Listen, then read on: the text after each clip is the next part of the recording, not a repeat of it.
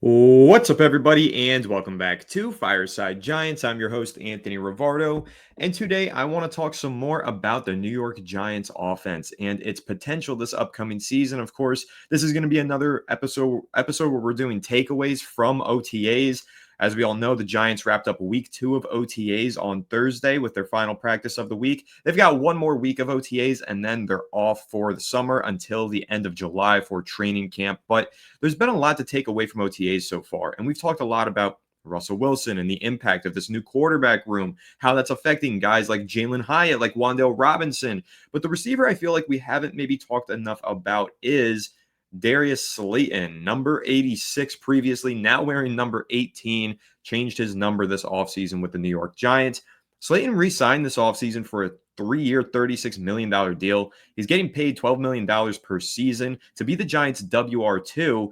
But is that a player, or is that an expectation that's fair for him to be a legit WR2 with a legit quarterback under center and with Malik Neighbors being their primary alpha dog receiver? What are the expectations for Slayton, who last year did underperform? It was one of the worst seasons of his career. He only had 573 yards and 2 touchdowns, a pretty significant step backwards from 2023 when he had 770 yards and 4 touchdowns. Well, I want to talk more about that 2023 season and why 2025 could look more like 2023 than 2024, and why he could actually have a breakthrough season in year 7 of his career now that he has Russell Wilson throwing him the football. So that's going to be the primary topic of discussion in today's episode. Should be a quick one, so strap in and let's have some fun talking about Darius Slayton.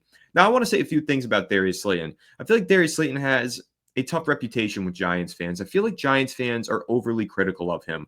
You know, when you think back on his career and the amount of criticism that he's received for his drops problems and his inability to separate himself as a number 1 or even as a premier number 2 receiver, how much of that is on Darius Slayton? How much can we blame him for that? And how much can we blame the rest of the situation around Slayton, the revolving doors at quarterbacks the last couple of years? And you know, to that point, when certain quarterbacks have been in the lineup, Slayton has performed better than when others were in the lineup. He really has been very dependent on his quarterback play. It's kind of, you know, funny. You've got Malik Neighbors, who I think is so good. He's independent of quarterback play. Whether it was Daniel Jones in the lineup, Tommy DeVito, Drew Lock, even Tim Boyle threw him a back shoulder fade versus the Ravens for a touchdown. No matter which quarterback is under center, Malik Neighbors is so good. He's going to be independent of that quarterback. He's going to make plays and perform at a high level. But you can't say the same about most receivers. Most receivers are affected by their quarterback play, especially when you're talking about a number 2 or number 3 guy. And Darius Slayton, for all intents and purposes, is a number 2/number 3 guy. I mean, in this offense, he's the number 2 receiver, but in most offenses around the NFL, he'd be a 2/3 rather than a 1/2.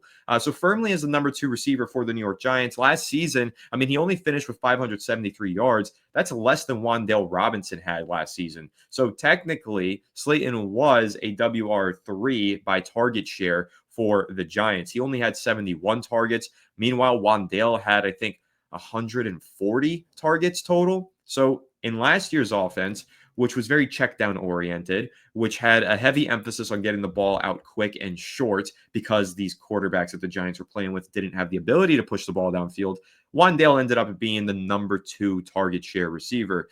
But this upcoming season, I think we're going to see Darius Slayton return to that WR2 role and play a much bigger role in the offense in 2025. And some of the reasons why, well, if you look at his skill set, Slayton is a guy who I think has been very consistent throughout his career. And I know that there are fans who say he's inconsistent because he drops passes. But listen, we're talking about a guy who in his first season had 740 yards, then 751, took a step back with 339, but then in a career year bounced back with 724 yards, or in a contract year rather, in 2022. Then another 770 yards, a career high in 2023. And then the disaster that was the New York Giants held him back, and he regressed to 573 total yards. So one of the worst marks of his entire career in the 6th season of his career. But now, with this new contract paying him to be a number 2 receiver, there are new expectations for Slayton. He does need to elevate his game a little bit now that he's making double on this contract what he was making per year on his prior contract, right? He previously signed a 2-year deal worth $6 million per season. This is a 3-year deal worth $12 million per season. So with this new contract comes new expectations. Can Slayton meet these expectations? And so developing this conversation further, we've looked back, I've said all the stats throughout his career, but think on the quarterbacks that he had in some of those seasons. And let's really circle that career year in 2023. Now, I'm going to pull up the game log here. So give me 1 second there. But thinking about it candidly, the first half of that season was not a great half of a season for Slayton. And that is confirmed by the game log. He had 15 yards, 62 yards, 32 yards, 23 yards, 35 yards, 69 yards, 22 yards, -1 yard, 59 yards against the Las Vegas Raiders. And we know that's when Daniel Jones got injured. But then listen to this. Then he had 16 yards, a poor mark, 14 yards, a poor mark, but then 63 yards, 90 yards, 106 yards, and 62 yards to close the season. And that was when, of course, we had in those final 4 games, Tyrod Taylor took over as the starter. Now, what's the key difference here? The first half of that season when Daniel Jones was the starter, it was a very much middle of the road type of season for Slayton. He was probably underperforming. I think you could make the argument. He didn't look too great. And then even when Tommy DeVito was on the field, the Giants went on that 3-game win streak, right? They beat Washington, they beat New England, and they beat Green Bay. He had 82 yards against Washington, but only 16 yards versus New England and 14 yards versus Green Bay. Meanwhile, the Giants still won those games, and there were other standouts on the offensive side of the ball. But once the Giants shifted back, New Orleans, I believe Tommy DeVito did actually start that game. He had 63 yards in that one. But then against Philadelphia, Tyrod Taylor on Christmas Day hits him on that deep ball. He puts up 90 yards and a touchdown. The following week versus the Rams, he had another deep ball touchdown, 106 yards and 1 touchdown in that game, and finishes the year with 5 receptions for 62 yards and 1 more touchdown. So 3 touchdowns in the final 3 weeks of the season. Slayton played his best ball with Tyrod Taylor under center in 2023. And why is that? Tyrod Taylor isn't afraid to throw the ball downfield, and Tyrod Taylor has the arm strength to get the ball past the final line of defense. And Slayton has the speed to run under it and make those receptions past the safeties and in the deep receiving portion of the field. So why am I talking about Slayton as a potential breakthrough candidate? Not breakout, because I think it's too late for it to be labeled a breakout. It's year 7 of his career, but can he break through? Get past that 770 mark of his career high from 2023, maybe push into the 800s, maybe even, dare I say, push for 1,000 receiving yards. Why could that happen this year of all years? It's the change at quarterback. So what I'm trying to develop here, with Daniel Jones as the quarterback, throughout the past several years, Slayton has just been a middle-of-the-road player. Even when you're thinking about that 2021 season, I believe it was, 2021, he was largely phased out of the offense, didn't play a whole lot. I think he had like 370 yards that season. Daniel Jones was, I think he got injured that year, actually, towards the end of it. But still, even when Jones was on the field, the connection between Slayton and Jones didn't look the same as it did in 2019 when Jones was a rookie. And what's the common denominator there? When Jones was a rookie in 2019, he threw the most deep 20-plus yard passes that he had thrown in any single season of his career. So that was when he was the most aggressive, pushing the ball and throwing it downfield more than ever as a rookie. And who was the beneficiary of that was Darius Slayton, going downfield and making many of those deep receptions. But then again, in 2021, when the Giants offense became very conservative under Jason Garrett, Slayton obviously fell out of favor with the offense and wasn't able to make as big of an impact. 2022, Brian Daboll comes back. The Giants start pushing the ball downfield a little bit more. Slayton starts to bounce back. 2023, Tyrod Taylor gets in the lineup. We see the best version of Darius Slayton. So what I'm saying is he's very dependent on his quarterback play. When Daniel Jones was throwing the ball deep as a rookie, Slayton was the beneficiary. He was putting up yards and touchdowns. When the Giants offense became very conservative and stopped pushing the ball downfield, Darius Slayton was largely phased out of the offense. Then when Tyrod Taylor came back and started throwing the ball 20-plus yards downfield, taking those deep shots, Slayton once again was able to break through. Now I believe he's in line for another breakthrough season in 2025, where he should be able to set career marks because the New York Giants do have the best deep ball passing quarterback in the NFL. We've talked a lot about Jalen Hyatt, how Russell Wilson has a strong belief in Jalen Hyatt. He's mentioned, or we've seen reports they had private workouts together in LA. It's been mentioned by Russell Wilson that he really believes in Hyatt and thinks that he's a player with untapped potential, right? Like, all of these things are true, but they're also true of Darius Slayton. He has untapped potential. He has deep speed to get downfield and play vertical, but he also has more experience and a more refined route tree and more physicality as a wide receiver. In many ways, Slayton is just the better version, the more experienced version of Jalen Hyatt. The version of Jalen Hyatt that's actually panned out.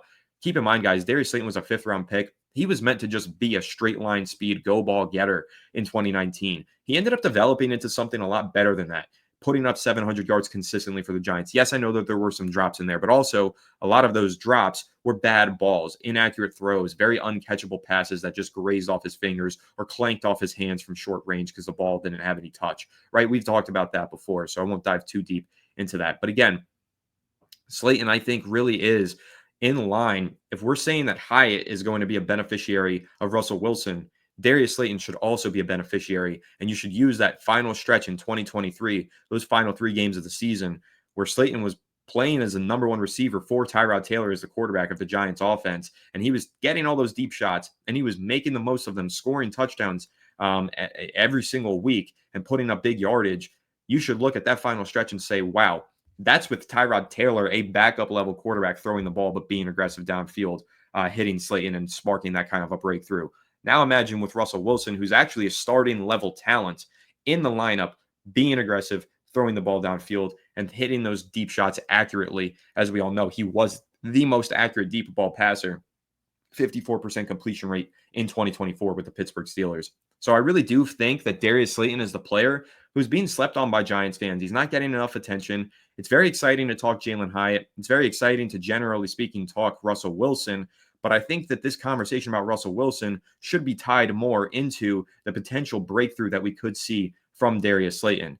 We could see a breakthrough, of course, from Malik Nabers as well. And I've mentioned that. Nabers is going to get more deep shot opportunities. He's going to get more catches in stride from Russell Wilson. But Darius Slayton, I think, really could establish himself as a more competent #2 receiver and maybe help the Giants offense become rather dynamic this season if this does come to fruition and if he is able to become such a beneficiary of the deep passing qualities of Russell Wilson. So I'm really excited for that. I think it's going to be very interesting to watch this upcoming season and see how Darius Slayton performs and if he does truly have that breakthrough with Russ under center. As you all know, I'm very optimistic for the season. I'm very excited about Russell Wilson. I think he's going to have a profound impact and domino effect on the entire offense. And I'm really excited to see all that take shape and definitely excited for the new number 18 here, Darius Slayton, to hopefully have a big 2025 campaign. But that's pretty much going to wrap this one up. Just wanted to get you guys with a quick hitter on this Sunday evening. Maybe you're having some dessert after dinner. Maybe you're having a late dinner, whatever it is, as I'm uploading it. Maybe you're on the West Coast and it's dinner time, whatever. Just wanted to go ahead, throw this up and have a little discussion here about New York Giants receiver Darius Slayton. But without further ado, thank you all who tuned in. Make sure to leave your thoughts down below in the comment section. Leave a like if you enjoyed. Subscribe if you're new. Ring the bell so you don't miss an episode. Make sure to leave us a 5-star review if you're listening on Apple or Spotify. And also go ahead and follow us on all of our social media channels at Fireside Giants. Without further ado, I'll catch you on the next one. Have a good one. And let's go Giants.